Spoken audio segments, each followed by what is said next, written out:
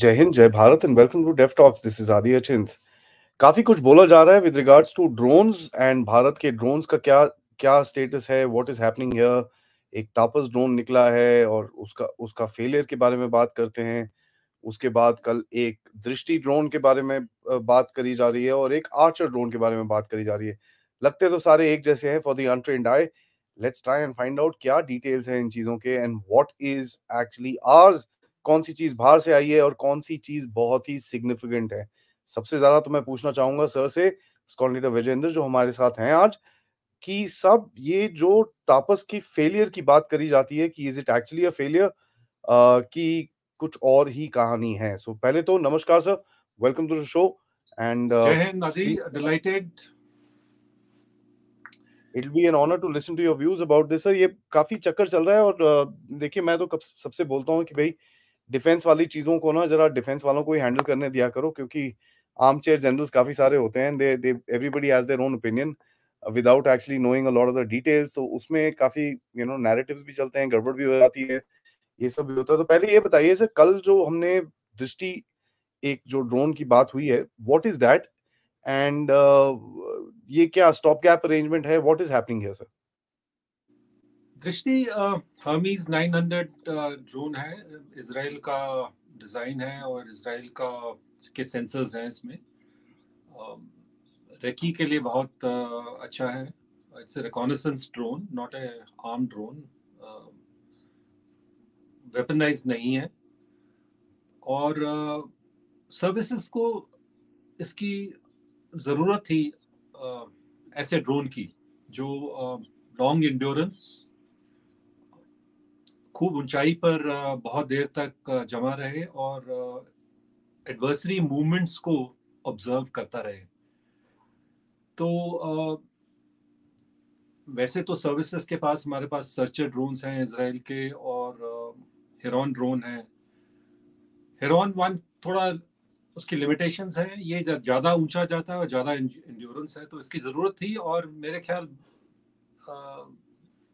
Air force army थोड़ा थोड़ा जैसे हेरॉन 2 ले रहे हैं, ये हर्मीज भी ले रहे हैं। और इसमें जो इंडिजिनस कैपेबिलिटी है सेंसर्स की, सेंसर्स जैसे हम पहले बात कर रहे थे सैटेलाइट्स में भी होते हैं, ऑप्टिकल सेंसर्स होते हैं और रेडार सेंसर्स होते हैं। तो ये काबिलियत बनाने के लिए अपने ओर से हमने ये ड्रोन लिया और उसमें अपने सेंसर्स फिट करें। अभी उनको ऑपरेशनलाइज करेंगे और देखेंगे क्या रिस्पांस है और सर्विसेज खुश है कि नहीं। तो ये बड़ा अच्छा फॉरवर्ड लुकिंग स्टेप है। अगर डीआरडीओ फर्ज करो कि वो अच्छा कोई ड्रोन दे देता है ऑल्टरनेटिव, तो जो काम हो रहा है सेंसर्स पर वो बेकार नहीं जाएगा। क्योंकि आजकल टेक्नोलॉजी जो है, टेक्नोलॉजी का फोकस सेंसर्स पर ज़्यादा है देन द एयरफ्रेम। जहाँ तक एयरफ्रेम की बात है वो काफ़ी सैचुरेशन हो चुका है। मतलब किस हाइट पर क्रूज करना, किस स्पीड पर क्रूज करना, वो मतलब ऐसे जहाज बन गए हैं जो मैक्सिमम परफॉर्मेंस दे सकते हैं और उससे ज़्यादा 19-20 की बात है, ज़्यादा उसमें चेंजेस नहीं होंगे, ज़्यादा एडवांसेस नहीं होंगे टेक्नोलॉजिकली। जो टेक्नोलॉजिकल एडवांस होने वाले हैं वो सेंसर्स में अभी ज़्यादा संभावना है, तो उसी में हमने ये काम शुरू कर दिया है। तो सर ये दूसरा कौन सा है sir? What is this other drone which is there? ये जो अभी आर्चर की बात हो रही है, what is that all about? And वो क्या हमारा अपना ड्रोन है कि हमने कहीं से इंस्पिरेशन लिया है? क्योंकि that is made by a private conglomerate, Adani defence technology से बना है, एडीई से। So what is the difference between the heron and दृष्टि द आर्चर? तो Archer is a much smaller drone, छोटा है। मेरे जहाँ तक मुझे याद है कोई 600, तकरीबन 650 किलोग्राम का वेट है उसका। जो हमारा तपस ड्रोन था वो 2800 किलोग्राम का था। और हर्मीज भी उसी रेंज में है। मुझे एग्जैक्ट फिगर नहीं पता उसका हर्मीज का, बट हर्मीज जो कैपेबिलिटीज है हर्मीज की, वो एंड्योरेंस ज्यादा है। हवा में वो कम से कम 35 घंटे एयरबॉर्न रह सकता है और 30,000 से ऊपर हाइट पर वो सर्विलेंस कर सकता है। आर्चर की कैपेबिलिटी कम है।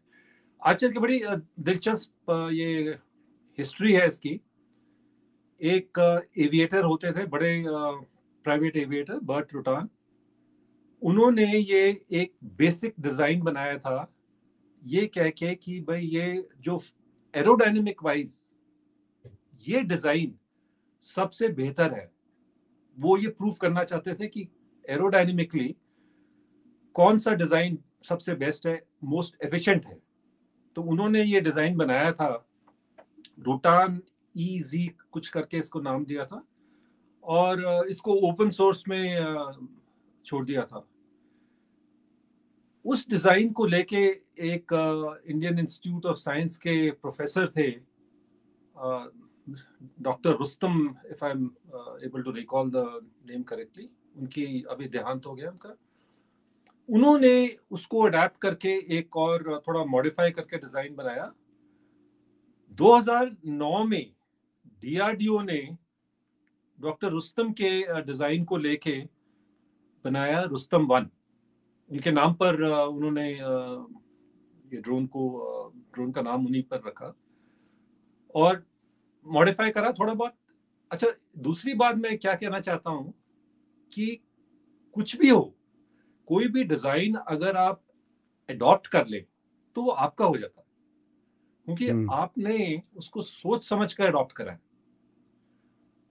अपने मतलब कि जो जिसको बोलते हैं अंग्रेजी में बोलते हैं ट्वीक्स, उसको मॉडिफाई करा है अपनी रिक्वायरमेंट के लिए।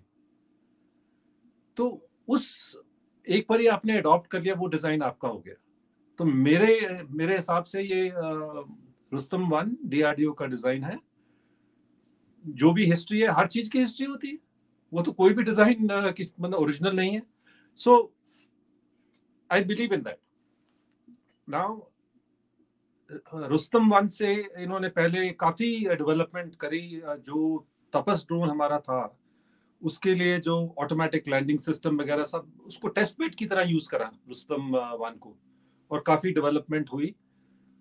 और जो टेक्नोलॉजी वो तपस में डेवलप कर रहे थे, जैसे मैंने बताया ऑटोमेटिक लैंडिंग सिस्टम और कम्युनिकेशन, सैटेलाइट कम्युनिकेशन, वो टेक्नोलॉजी अभी इन्होंने रुस्तम में भी फिट कर रहे हैं। तो रुस्तम की खासियत ये है, ये कंपोजिट ड्रोन है, ऑल कंपोजिट ड्रोन। बहुत कम ऐसे एयरक्राफ्ट मिलेंगे आपको जो टोटली कंपोजिट से बने हैं, तभी इसका वेट इतना कम है। 650 kg is very little weight, and despite a relatively less powerful engine, मेरे ख्याल 16 हॉर्स पावर का इंजन है, इस वेट के साथ आपके just to compare, nano car है उसका मेरे ख्याल से 35 के करीब हॉर्स पावर का इंजन है। तो ये बड़ा छोटा इंजन लगाया है। Of course nano car road पे चलती है तो उसको पावर भी ज्यादा चाहिए, ये हवा में उड़ता है तो इसको पावर कम चाहिए, और रनवे से टेक ऑफ करता है। But just is a matter of comparison, it's a very light aircraft, all composite, और पेट्रोल इंजन है। अब क्या करा है डीआरडीओ ने उसको वेपनाइज करा है। सो जो तपस के लिए टेक्नोलॉजीज हमने डेवलप करी थी, वो रुस्तम में लगा दी है। उसको अभी चलो हम उसका नाम अभी आर्चर बोलेंगे, आर्चर ड्रोन में आ जाएंगे वो। It remains all composite, but because अभी सेंसर लोड बढ़ गया है, जैसे आप सैटेलाइट कम्युनिकेशन लगाओगे तो उसका वेट बढ़ेगा। उसके कारण पहले रुस्तम 1 मेरे ख्याल 22,000 का सीलिंग था, इसमें 20,000 का सीलिंग है। इसमें भी जरा मैं थोड़ा स्पष्ट करूंगा बाद में। तो जो अभी इंजन है पिस्टन इंजन, उसके साथ 16 हॉर्स पावर का जो इंजन है उसके साथ ये मैं बोल रहा हूँ कि 20,000 फुट पर ये क्रूज कर सकता है, और 20 घंटे के करीब क्रूज करता है, और अराउंड 200 to 300 kg इसका लिफ्टिंग कैपेसिटी है। So this drone, Archer drone is based on it's all composite drone. It is very lightweight. बहुत efficient design है. जैसे मैंने बोला, इसका जो ancestry है, that is from the most efficient aerodynamic design possible. वो ancestry है इसकी. तो उसको लेके अभी now DRDO is developing. They are contemplating fitting a turboprop engine. Now एक मैं थोड़ा डाइग्रेस करूंगा इधर कि टर्बोप्रॉप इंजन और जो एयरफ्रेम डिजाइन है वो बहुत महत्वपूर्ण होता है किसी भी ड्रोन में, क्योंकि ड्रोन छोटा एयर व्हीकल है और इसका जो वेट टू पेलोड रेशियो है वो आप ज्यादा चाहते हो. अगर जैसे 8 टन का आपका ड्रोन हो तो 8 टन के ड्रोन को 2 टन उठाना या 2 टन उठाना आसान हो जाता है, पर 650 किलो का ड्रोन हो उसको 200 किलो उठाना, weight ratio is very adverse, so it has to be very efficient. Now इसका जो एयरफ्रेम डिजाइन है वो है इसको बोलते हैं, it uses a pusher propeller in the rear and it uses a fuselage with wings. The fuselage itself generates lift. इसको twin boom design बोलते हैं. जैसे आम एयरक्राफ्ट में एक फ्यूसलाज होता है, एक बॉडी होती है, बॉडी में बड़े विंग्स होते हैं आगे और पीछे टेल प्लेन होता है. आपने नोटिस करा होगा कि तकरीबन हर एक ड्रोन में ट्विन बूम होता है. उसका फ्यूसलाज आगे की तरफ चौड़ा सा फ्यूसलाज होता है और पीछे ट्विन बूम्स होते हैं, उसमें बीच में जगह होती है. तो ये डिजाइन जो रुटान जी ने बनाया था, ये सब सोच के बनाया था कि उसके फ्यूसलाज का एक तो चपटा सा फ्यूसलाज है, बड़ा है फ्यूसलाज, उसमें फ्यूल ज्यादा आ जाता है, सेंसर्स ज्यादा आ जाते हैं, और क्योंकि चपटा डिजाइन है वो फ्यूसलाज विंग की तरह एक्ट करता है, वो भी लिफ्ट जनरेट करता है. तो आपका जो विंग की रिक्वायरमेंट है वो इतने लंबे लंबे विंग्स नहीं होते. जैसे हमारा, अगर आप ध्यान से गौर करके देखें तपस ड्रोन की कोई तस्वीर को, तो आपको लगेगा कि भाई इसके तो विंग बहुत लंबे हैं. वाकई में वो लंबे हैं, पर उसके कंपैरिजन में अगर आप रुस्तम को देखोगे तो उसके विंग इतने खास लंबे नहीं लगते. तो वो इसमें एक फीचर इन्होंने लेवरेज करा है. वी हैव नाउ आर्चर पर, अगर आर्चर में पुशर प्रोपेलर है, जैसे मैंने बोला कि एक एफिशिएंट डिजाइन में, जैसे तपस का डिजाइन आप लीजिए, है ना, तपस में एक सिंगल फ्यूजलाज है, विंग्स में इंजन है. अब अगर वो डिजाइन आप बनाओगे तो आपको 2 इंजन की जरूरत है, क्योंकि एक इंजन तो लगा नहीं सकते, एक विंग पर तो इंजन लगा नहीं सकते, आपको 2 इंजन लगाने पड़ेंगे. And they are called puller propellers. That means वो हवा आगे खींचते हैं, आगे से हवा खींचते हैं, हवा को पुल करते हैं.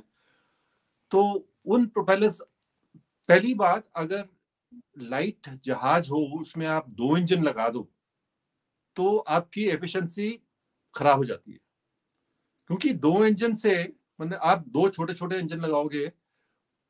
आपने देखा होगा जैसे पहले कमर्शियल एयरक्राफ्ट होते थे उनमें 4 इंजन होते थे. आजकल आपको बड़े कम दिखेंगे एयरक्राफ्ट, कमर्शियल एयरक्राफ्ट जिनमें 4 इंजन है, सब 2 इंजन यूज करते हैं. तो जहां आप 2 इंजन यूज कर सकते हो वहां 1 इंजन यूज करो. जहां 4 करने की जरूरत थी, आज विद न्यू टेक्नोलॉजी आप 2 इंजन यूज करो, वो ज्यादा एफिशिएंट डिजाइन रहता है. क्योंकि इंजन ज्यादा पावरफुल लगाओ पर कम इंजन लगाओ, फिर उसका ज्यादा वेट नहीं बढ़ता.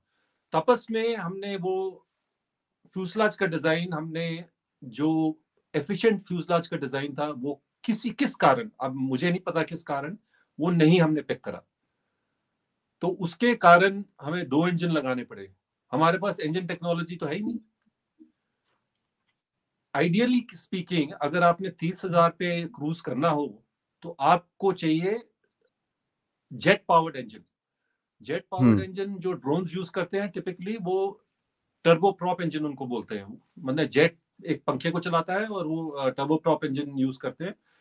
तो हमारे पास जेट इंजन टेक्नोलॉजी नहीं है. टर्बोप्रॉप इंजन हम कहां से लाते हैं? हमने डीजल इंजन लगा दी उसमें, और डीजल इंजन का भार बहुत ज्यादा है, वाइब्रेशन बहुत ज्यादा है, और कॉम्प्लिकेशन हो गई डिजाइन में। ये सब कॉम्प्लिकेशन आर्चर में नहीं है। आर्चर आइडियल डिजाइन है। इसका जो फ्यूसलाज, ट्विन बूम फ्यूसलाज है, पीछे जगह है, जब उसके पीछे आपने इंजन लगाया है, पिस्टन इंजन लगाया है करंटली, तो उसके भी बड़े फायदे हैं। अगर फ्यूसलाज के पीछे तो हाइट कम रहती है, इंजन की मेंटेनेंस आसान हो जाती है।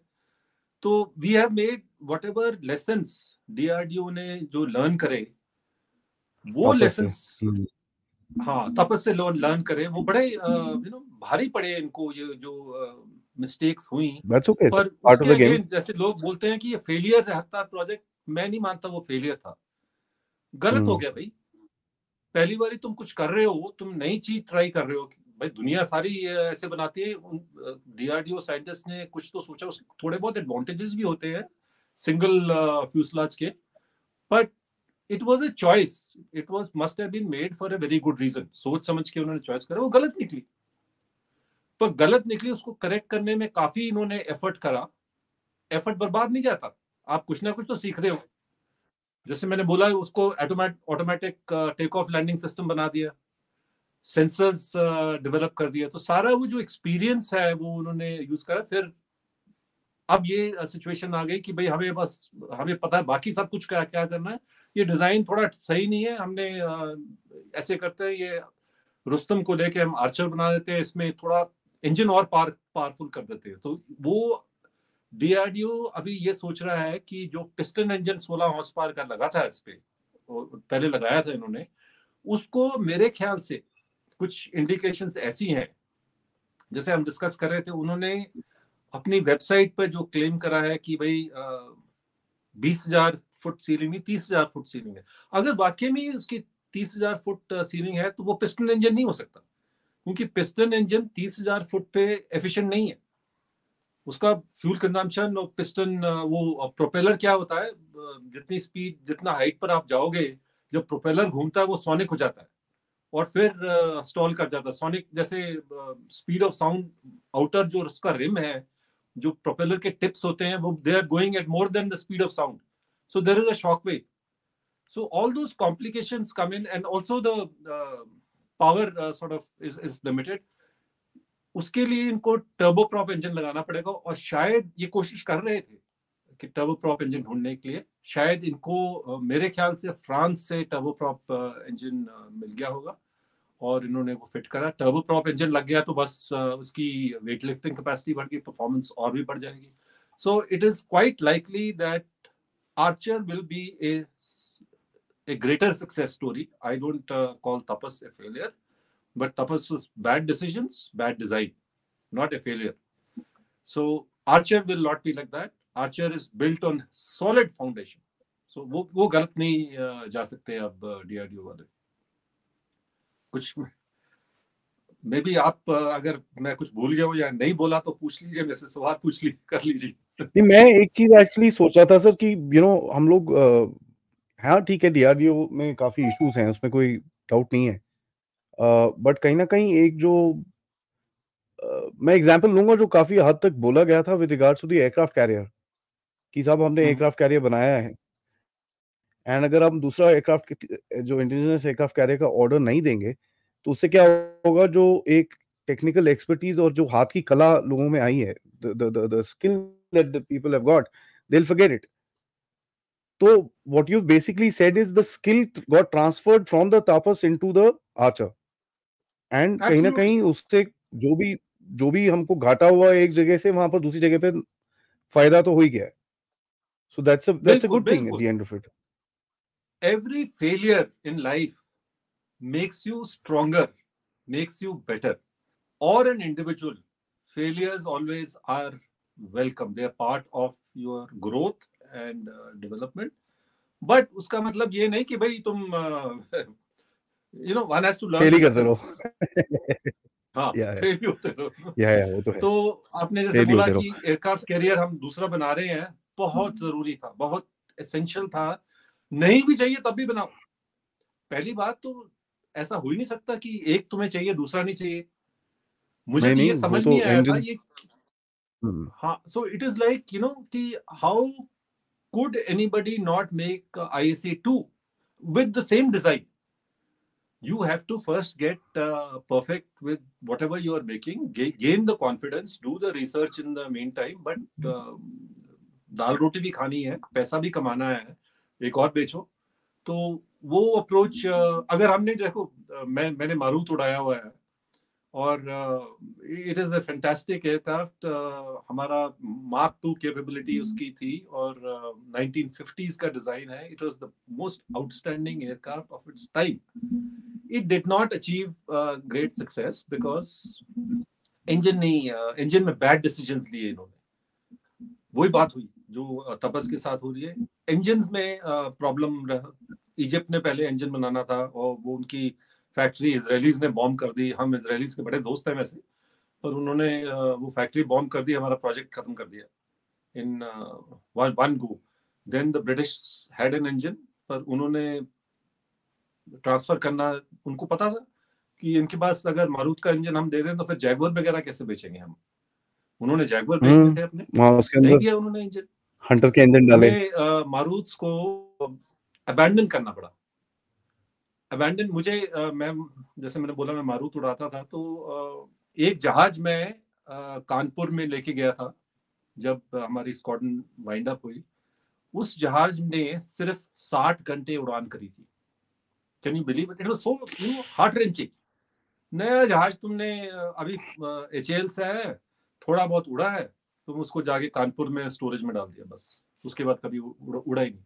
और सबसे अजीब बात, उसके बाद HAL बैठ गई, कोई फाइटर ही नहीं डेवलप करा।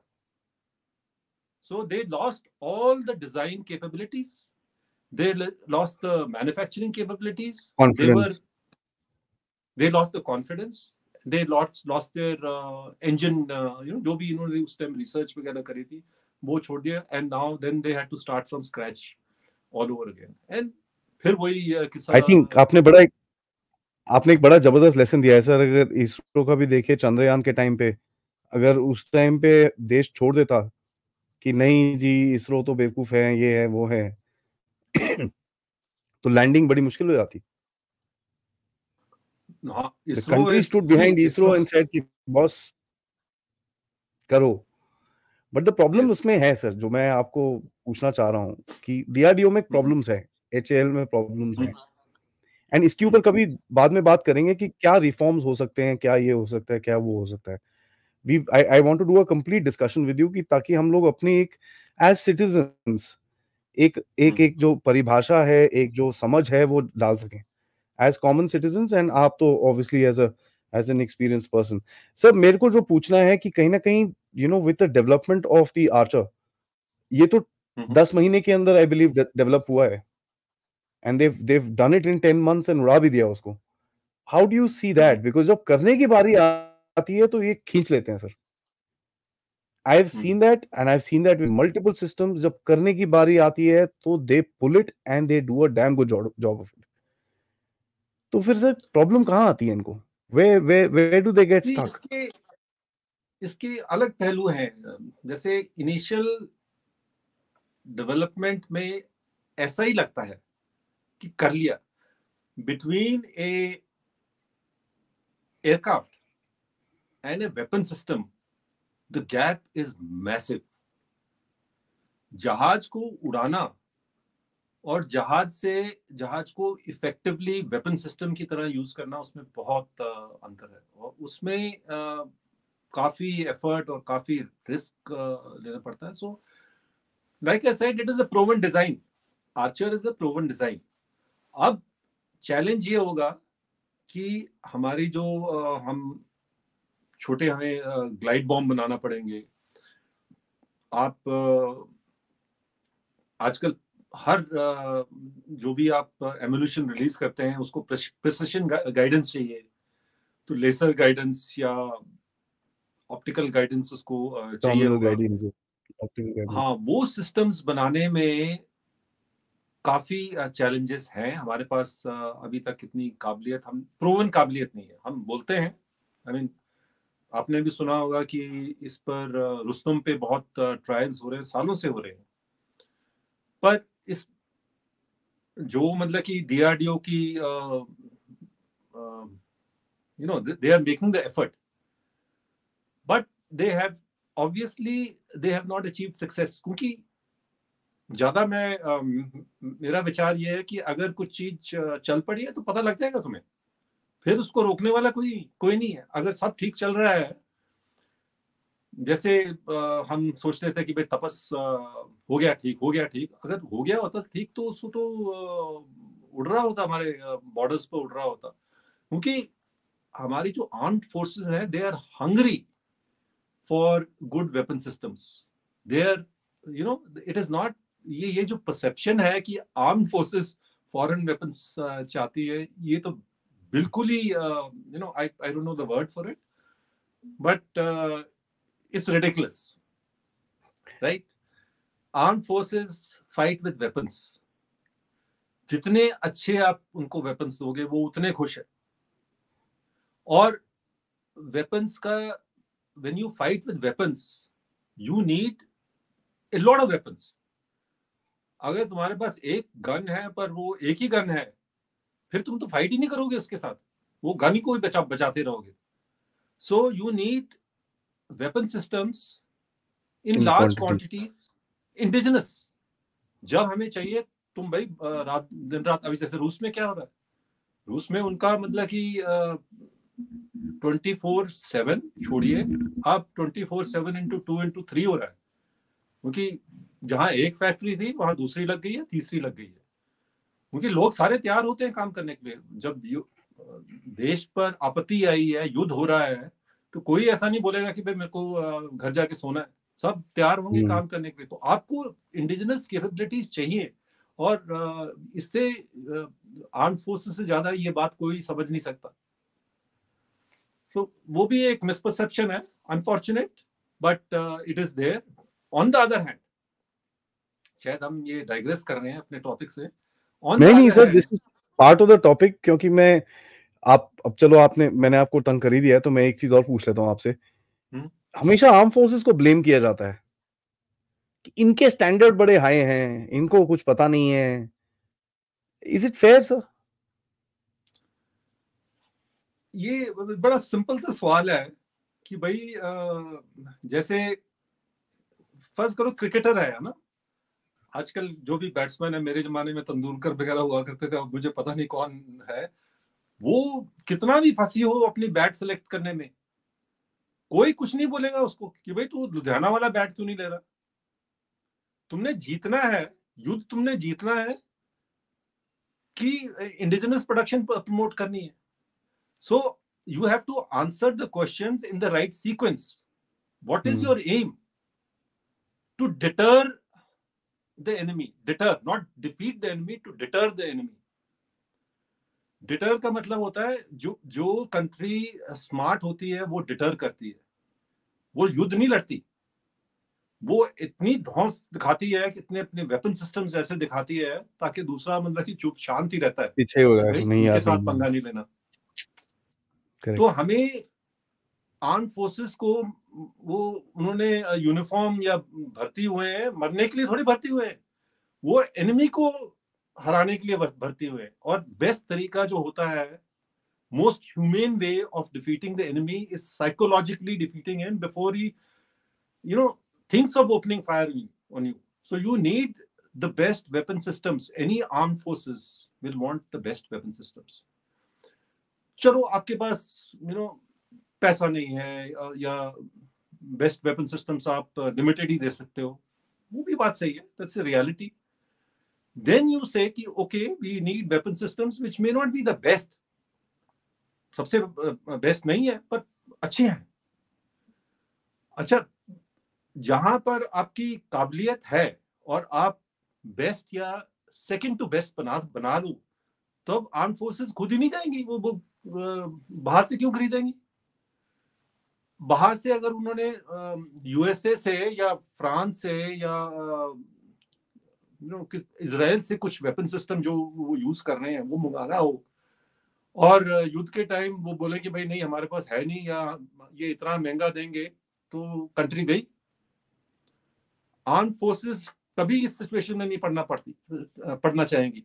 उनको ये है कि अगर मेरे देश में बन रहा है तो मैं प्राइम मिनिस्टर ऑफिस से डंडा लगवाऊंगा और ये जितने मुझे चाहिए वो आ जाएंगे। यही अप्रोच किसी भी ह्यूमन बीइंग की यही अप्रोच होगी ना। True. The arm forces are Indians, they are as good or as bad as any Indians. Or, since we are talking about it, I would say the same thing. HAL, DRDO, they are Indians. If there is any shortcoming in their performance, that is a shortcoming of our people, our country. अंदर देखो अपने, झांको भाई क्या है, हम कितना क्या चाहते हैं। So I have my own view on this कि भाई किसी भी लॉजिकल आदमी को ये विश्वास ही नहीं करना चाहिए, बात तो क्या छेड़नी नहीं चाहिए कि भाई आर्म फोर्सेस कभी ऐसे कर सकते हैं। क्यों? वो ह्यूमन बीइंग नहीं है।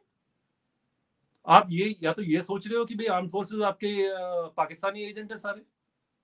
They are just simple people. They have been told to protect the borders, to make sure that the enemy doesn't dare to attack us.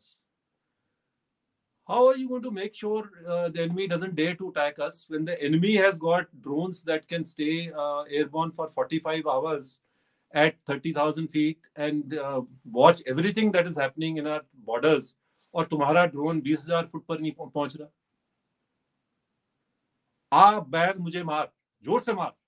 वही सिचुएशन होगी ना अगर आप उनको ये अपनी आत्मनिर्भरता पर ज्यादा जोर दोगे और इस तरीके से जोर दोगे कि अपने आप को तुम कमजोर कर रहे हो। So that is my point of view on this. Fantastic sir, because कहीं ना कहीं बैलेंस तो हमको क्रिएट करना पड़ेगा, क्योंकि जो हमारा दुश्मन है वो वेट नहीं करेगा कि हम अपने आप वेपन्स बनाएं, उसी चक्कर में हम बाहर से भी लेते हैं, तो कहीं ना कहीं वो balance needs to be done, उसके अंदर कोई डाउट नहीं है। And I think as citizens हमको ये सपोर्ट करना चाहिए ताकि आर्म फोर्सेस को best possible weapons, equipment, technology and जो भी उनको चाहिए हमारे देश की सुरक्षा करने के लिए उनको मिलना चाहिए। एंड सबसे आखिर में मैं यही बोलूँगा कि जो हमारे internal research and development organisations हैं, जिस तरह से फौजी लड़ते हैं उस तरह से they also need to pull up their socks, because दुनिया is not going to wait for the reform to happen. Reform होना चाहिए जिसके बारे में बात करेंगे हम लोग, but we can't wait for that to happen. We need things moving today. अगर 10 महीने में एक ड्रोन हम बना सकते हैं, I am sure we can make other things as well. On that note sir, thank you so much and till next time. Jai Hind. Look forward to being on your show again. Sir.